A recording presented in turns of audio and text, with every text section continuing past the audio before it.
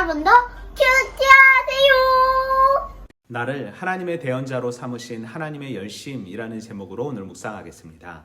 아브라함과 이삭과 야곱의 하나님이신 여호와께서 아론과 함께 바로 앞에 서라고 말씀하십니다. 그리고 야곱의 장자 르우벤과 차남 시므온 그리고 레위의 족보가 나옵니다. 또한 레위의 세 아들인 게르손, 고앗, 무라리의 자손에 대해 말하며 아므람의 자손들에 대해 설명하는데 바로 특별히 아론과 모세의 어머니가 아므람과 요게벳이었음을 말합니다. 그리고 이스라엘 자손을 애굽 땅에서 인도하라 하신 여호와의 명령을 받은 자가 아론과 모세였음을 말합니다. 하나님의 부르심을 받았지만 모세는 여전히 자신이 입이 둔한 자임을 말하였고 하나님께서는 형 아론이 모세의 대언자가 될 것을 말씀하십니다.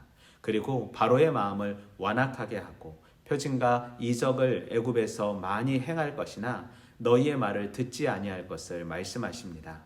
그러나 하나님의 손을 경험한 후 하나님이 여호와인 줄 알 것을 말씀하십니다.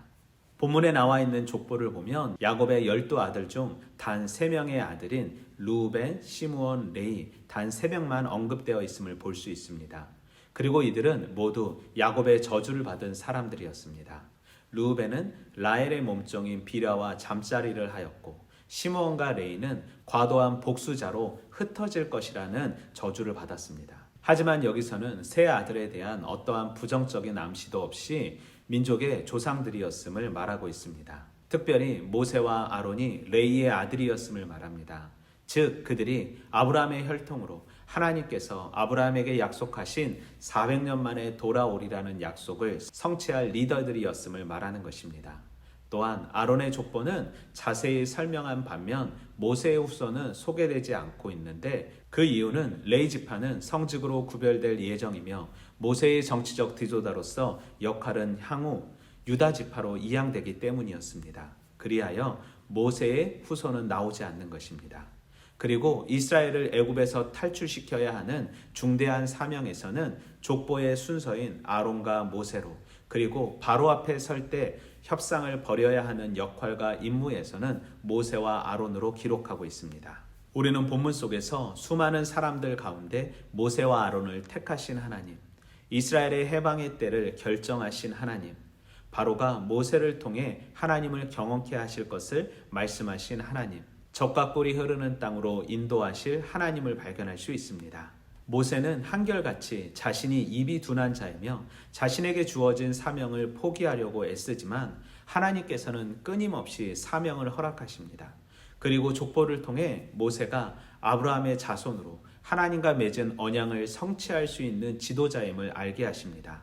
그래서 다시 한번 하나님의 열심으로 포기하지 않으시고 하나님의 백성, 하나님의 군대를 애굽에서 탈출시킬 것을 말씀하십니다. 또한 하나님께서는 이스라엘 백성들을 내 아들, 내 장자라고 말하지 않고 내 군대라고 표현하면서 바로와의 협상이 애굽과 하나님의 백성 간의 전쟁임을 말씀하십니다. 그리고 그들의 나이를 언급하면서 드디어 그들의 정체성이 노예가 아닌 하나님의 자녀요 하나님의 백성임을 언약의 상속자임을 깨달은 그들이 하나님의 말씀을 의심 없이 행하게 됨을 말하고 있습니다. 나그네 인생된 자들을 부르셔서 나에게 사명 주시고 능력 주시니 감사합니다. 무명의 용사가 아닌 유명의 용사로 아무것도 가진 것이 없는 빈털터리 인생이 아닌 모든 것을 소유한 자임을 알게 하시니 감사합니다. 나를 말씀의 대언자로 삼아주셨으니 내 삶을 통해 내가 아닌 하나님의 사랑과 심판이 드러나길 소망합니다.